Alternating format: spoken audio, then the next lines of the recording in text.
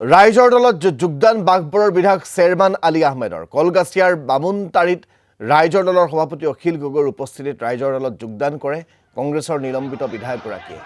যোগদান সভাৰ পৰা হিমন্ত বিশ্ব শৰ্মা আৰু বদৰুদ্দিন আজমলৰ বিৰুদ্ধে সৰব অখিল গগৈ। দুয়োগৰাকীকে ব্ৰহ্মপুত্ৰত উটুৱাই দিয়া হ'ব বুলিও মন্তব্য অখিল গগৈৰ। এই যোগদান সভাতে উপস্থিত ৰাইজলৈ বহুকেইটা প্ৰতিশ্ৰুতি অখিল গগৈৰ। 1971 চনৰ 24 মাৰ্চৰ আগত অহা মুছলমানসকলক ভাৰতীয় নাগৰিকত্বৰ ৰাষ্ট্ৰীয় প্ৰমাণপত্ৰৰ ব্যৱস্থা কৰা হ'ব।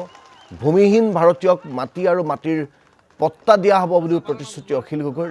ইফালে ৰাইজৰ দলত যোগদান কৰি কংগ্ৰেছক চোকা সমালোচনা চেয়াৰমান আলী আহমেদৰ।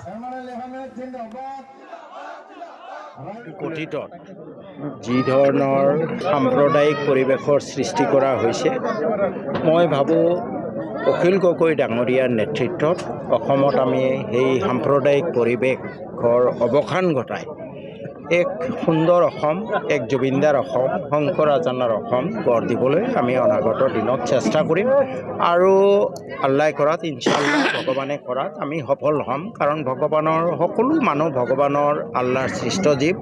এই সৃষ্ট জীৱৰ কাৰণে মংগলৰ কাৰণে কাম কৰিলে আল্লাহ বা ভগৱানেও সহায় কৰে।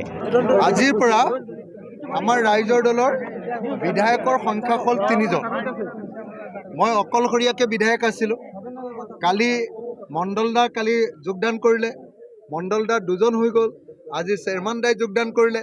গতিকে আমি এতিয়া ৰাইজৰ দলৰ বিধায়ক হৈ গ'লোঁ আজিৰ দিনটোৰ পৰা 3জন। আৰু আপোনালোকে সকলোৱে জানে যে উজনি অসমৰ হিন্দু মানুহৰ মাজত মই খিলঞ্জীয়া অসমীয়া মানুহৰ মাজত মই বাঘ, হয়নে নহয়? আৰু নামনি অসমত চেয়াৰমান আলী, মণ্ডল ডাঙৰীয়া, তেওঁলোক হ'ল একোটা বাঘ। এতিয়া উজনি আৰু নামনি, হিন্দু আৰু মুছলমান চব লগ হৈ এইবাৰ 2026-ত এতিয়া 3জন 21-ত হৈ গ'লোঁ। 26-ত আমি অতি কমেও 15জন বিধায়ক জিকাই লৈ যাব খোজোঁ। আৰু 2026-ৰ যি বিধানসভা হ'ব, সেই বিধানসভাত ৰাইজৰ দলৰ সহযোগিতা নোহোৱাকৈ যাতে কোনেও চৰকাৰ কৰিব নোৱাৰে তাৰ ব্যৱস্থা কৰিব খোজোঁ।